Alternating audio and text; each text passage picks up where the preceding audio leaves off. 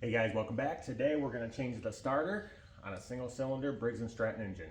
So let me show you how that's done. Okay, we need to remove this cover. So we got to take these two bolts out, and there's two bolts in the back.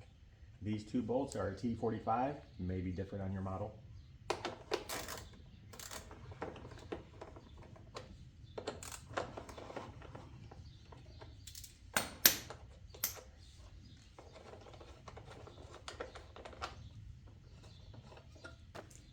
Now on the back of the cover, you're going to have a 3/8 bolt here and a 3/8 bolt on the other side. I'm just going to go ahead and take a wrench and get those pulled out.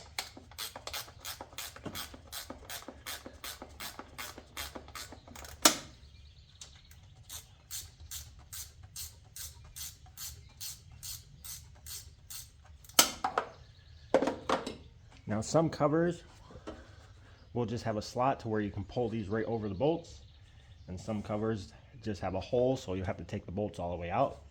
This cover has the slots, so we're able to just pick up and pull straight off.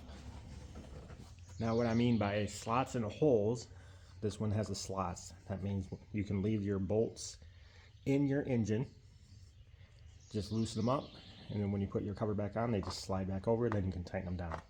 It is the same way on the back side, but like I said, there's other covers that may just have a hole, so you'll have to take the bolts all the way out. All right, next step is going to be removing this red wire from your starter. It's going to take a 7/16 wrench. Try to break this nut loose. Looks like it was already loose. Some are pretty stuck on there. You might have to hold the wire, maybe with a pair of pliers or something, and then get this nut loose. Once it's loose, pull your wire off, set it aside, and throw your nut back on so you don't lose it. Okay, next we're going to pull the starter off. We have two bolts, 1/2 inch, one here and one here. Now, most people will want to pull the flywheel off to easily get to this bolt, but I'm just going to use a 1/4 inch ratchet with an extension and a 1/2 inch socket. I'm going to start with this bolt on this side, remove it completely,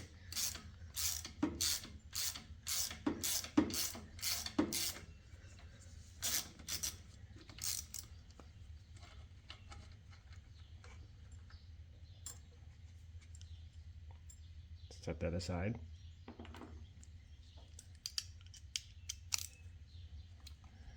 Now angle this here,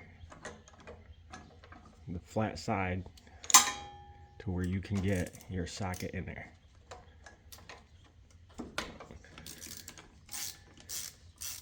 And you should be able to loosen up the other side just like this.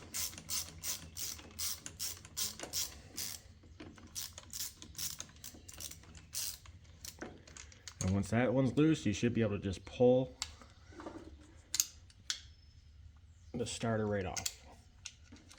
Okay, once you get your old starter pulled off, take your new starter. This is just a used one, but I know it's good. You're going to want to compare the teeth. Make sure it has the same number of teeth on the gear.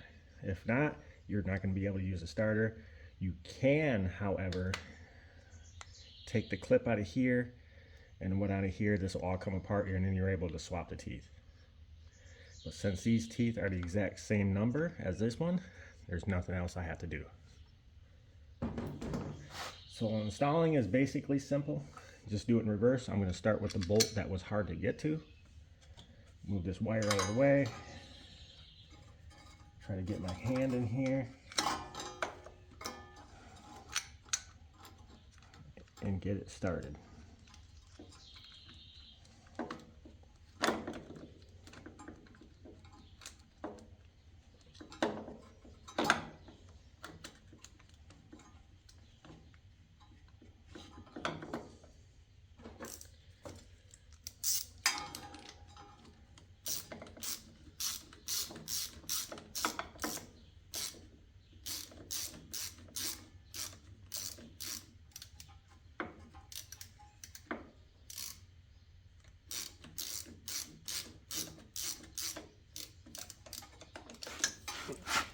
All right, now we're going to put the other bolt back in.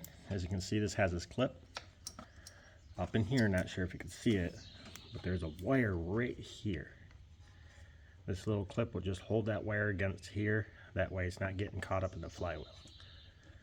Also, there was a ground wire which was behind this here, so we're going to put that back on, just like that. And get that put into place.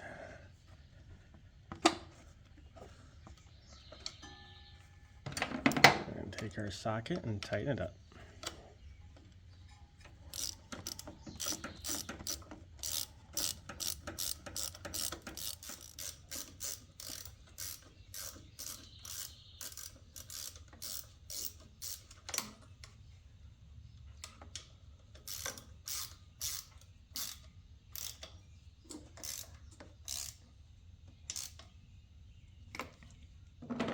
All right, now we'll hook our red wire back up. Loosen your nut.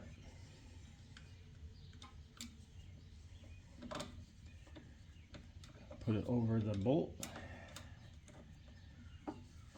Put your nut on, hold your wire, and just snug it up. Don't over tighten it. You want it to stay on there, but you don't want it to come loose. Okay, before we put the cover on, I want to show you on this piece of metal here.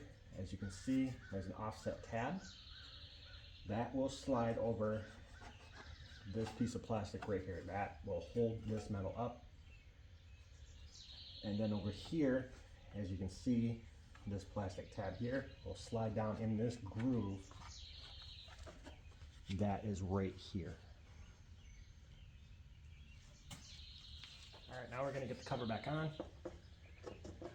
Slide over your dipstick, just like I said with that slot. Push the metal piece in, line up the tab. You can see it through the hole here. And now we are locked into place. I'm going to go ahead and tighten up the 2 3/8 bolts in the back and the 2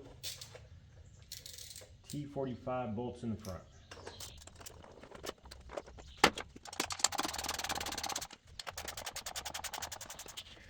All right, guys, new starter's installed. Everything's back together. If you have any questions or anything like that, hit me up in the comments. And again, thank you for watching, and I'll see you next time.